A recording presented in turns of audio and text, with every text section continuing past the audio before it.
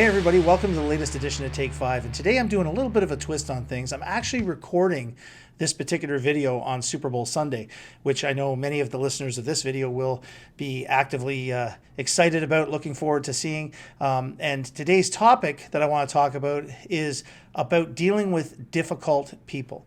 Dealing with the difficult interviewee who blows up on you in the middle of an interview or who gives you a difficult time. And, certainly the one way you don't want to deal with it is this way. We never deal with it this way. We're definitely not looking to pick a fight or start a fight. We're looking to avoid a fight, right? Now, I'm joking, of course. This is all just me trying to be funny and make these videos a little bit more interesting for you. So I'll get rid of the boxing gloves for now, and we'll talk a little bit about what are some of the things that we can do when we're dealing with those difficult people. And by the way, I think this guy's not in the Super Bowl this weekend. I know some of you will be very happy about that, while some of you are quite sad about it. I'm just taking the middle of the road approach. No comment. But anyway, dealing with difficult people. Sometimes in an interview, we can have a person that can become quite agitated, right? They can get very belligerent and very agitated and rude. And of course, as I'm speaking, I'm using words that many of you will have heard me use before when I talk about staying neutral and objective. We don't describe that behavior as belligerent, rude, unacceptable, inappropriate, insulting. We avoid words like that altogether later when we're documenting what happened.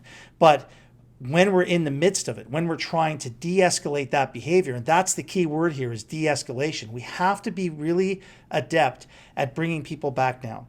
You know, one of the things you'll find is that if you meet a bad attitude with a similar bad attitude, guess what's going to happen, right? It's just going to be a stacking effect, and everybody's going to get upset, and you're not going to get to a better place. So a lot of times when you're dealing with somebody who's losing their control, who's being very loud, maybe trying to be intimidating, it's important to say, okay, listen, I want to hear what you have to say, right? Lower your voice, stay calm, right? Don't put yourself in a position where you appear to be challenging that person, because that will only lead to them wanting to take it to a new level. You don't want that. What you want to do is help bring the situation down. A calm voice, right? Neutral language. Right? Don't challenge them. Don't question why they're doing something. You know, don't say, well, why would you behave like this? This is inappropriate. Don't challenge that behavior. Instead, acknowledge, obviously you're very upset. I'm not here to upset you. I don't want to upset you. Let's try to talk about this. Let's try to get to a better place. I'm certainly willing to do that. I hope you are too.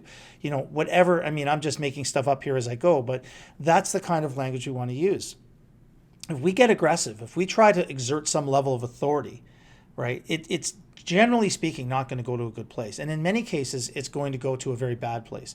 Even if you calm that person down through some level of intimidation, if you counter their intimidation with your own, you don't think maybe that's going to come back to haunt you later when maybe they seek some representation and say that you made certain comments in a meeting? And don't forget, if you're following, the advice that I give, you're recording this.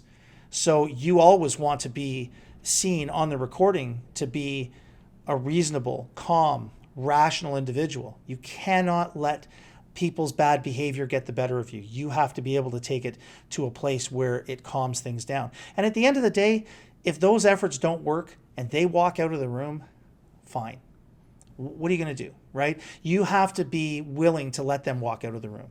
You have to be willing to let it go there. And you have to be willing to walk out of the room if the behavior appears to be escalating to the point where you're at risk.